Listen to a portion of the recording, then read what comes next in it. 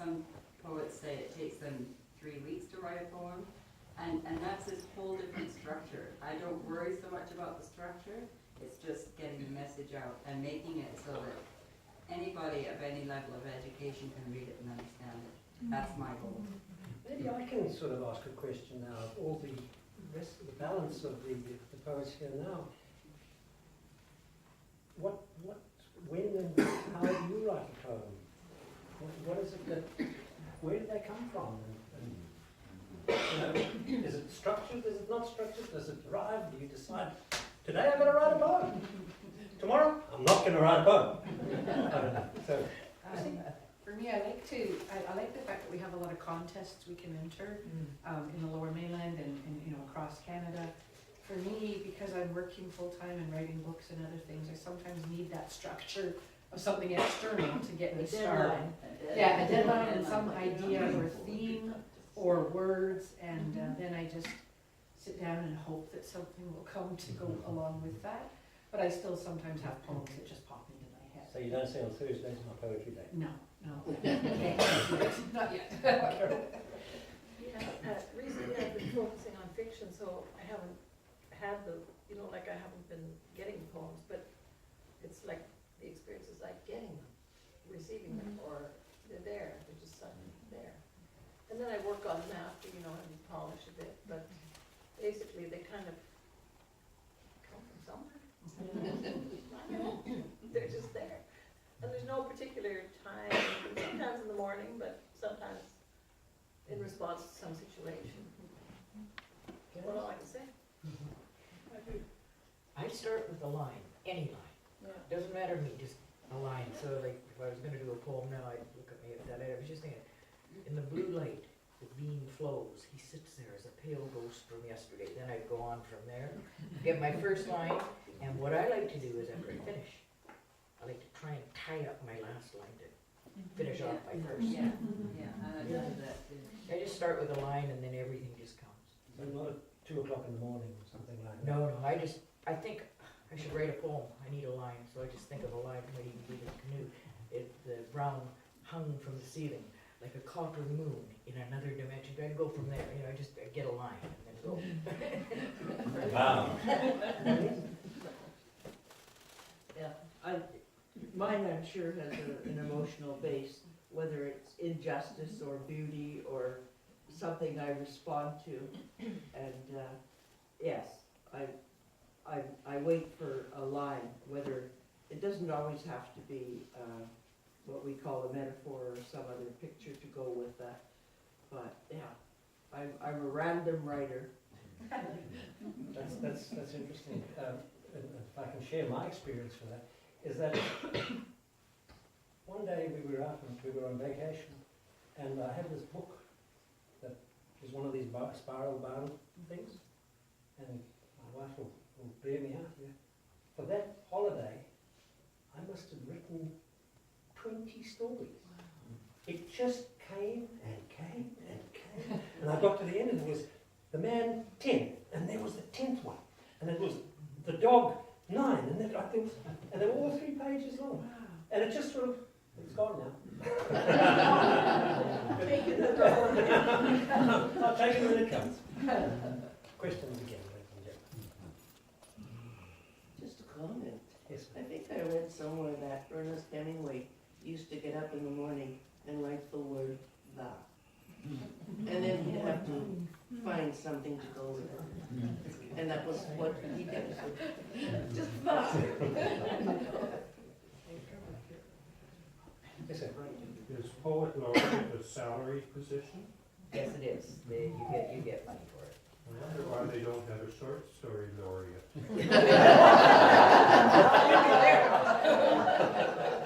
Time to start lobbying the city council. This poem, the short story. Maybe you only get $5 a shot. Well, ladies and gentlemen, this is a great time for it to get some information and some knowledge here. Yes, sir. Of the 5 of you, which one's a millionaire? I got the words. Yeah, you're still trying to fill 4 bank accounts. That's what he always says to me. I get my poor little bank bank statements, because I hate to close them, they're too hard to open, and he says, here you go, Mrs. Moneybags, with 4 bank accounts with nothing in them. And he says, why don't you close them? I said, they're too hard to open. I might have money one day in the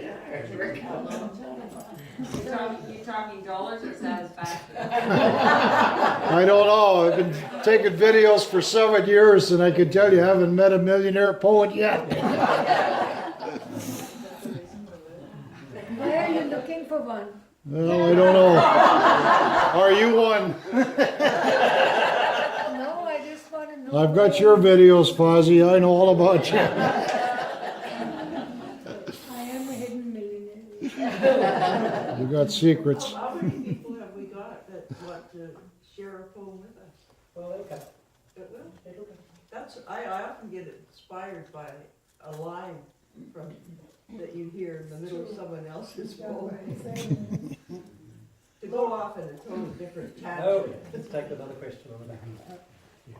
This one's particularly for Christy, but also for the rest of you.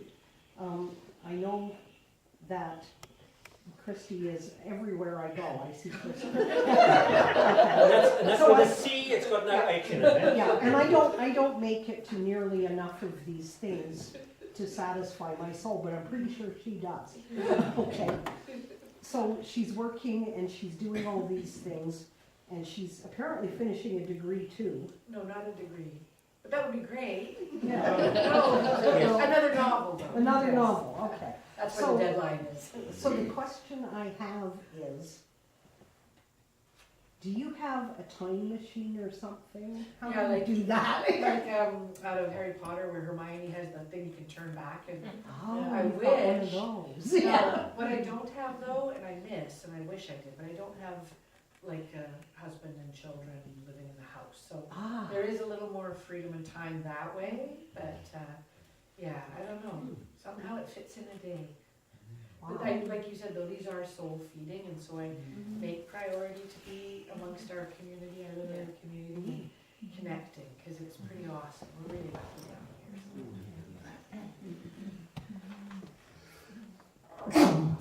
If there's no burning question on poetry, I'd like to ask Carol about something.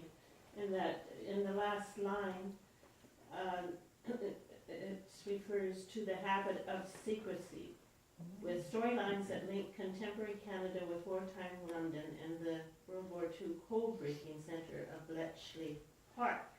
That was your first novel. Yeah, it's So- not published though. I'm waiting to hear whether the publisher wants more. Okay. So, on Bletchley Park, have you done any little extra research or? I've done huge amounts of research, and I started researching this like 7 years ago before any of the movies came out, so I think it's lucky that the movies came out. It's lucky for me, because now people have heard of Bletchley Park, whereas before they were like, what is that?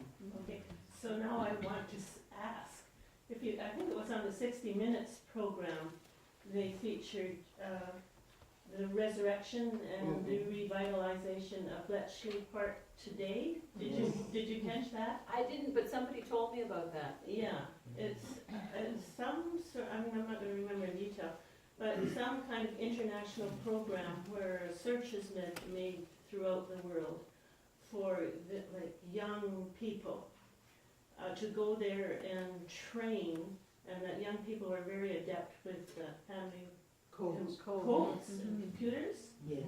and that there'll be a training school bringing along young people so that they'll be very expert. And I'm presuming it's got, incorporates the idea of this computer hacking kind of thing. Like we think of China and Russia hacking into the industrial secrets and whatnot of Americans. So I just thought I would like to bring that to your attention. Thank you. Yeah, I did hear, but I must look into that. But I- my Bletchley Park was a very different place in 1940, Yeah. 41. Yeah, well, that's it, but it was the same, sort of the same underlying Oh, kind yeah. of goals, that's what they seem to be trying to get at today. Oh, well, not exactly the same, but.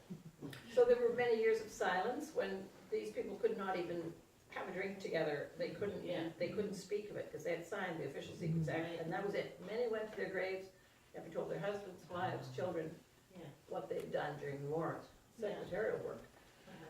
But in the 90s, I think, actually in the late 80s, there were a couple of plays written, and Winterbottom, one of the people who was there, who were the bosses who were supposed to keep the secrecy, actually published a book about the place, and that kind of opened it out, and then others started to write about it. And Ian McEwan, the novelist, wrote a play about it, which was shown in the West End in the late 80s. So, very interesting history. And then, of course, there's the whole Alan Turing thing, right? Because he died under very peculiar circumstances, to say the least. He had his high-level clearance withdrawn after the war, and interesting stuff there. Okay, so we're getting to that stage, and I think